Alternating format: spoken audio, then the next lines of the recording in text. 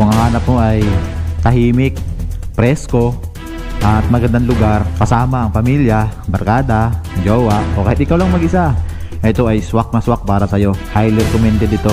Sa dami na ng lugar na napuntahan ko, bagamat first time kong marating ang lugar na ito ngayon, ay naging instant favorite ko agad ang lugar na ito.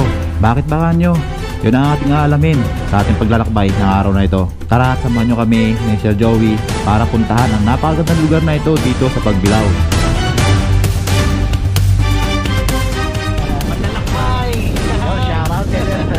Ang dalawang beach resort na ito ay matatagpuan dito sa Barangay Lipata, Padre Burgos, Quezon.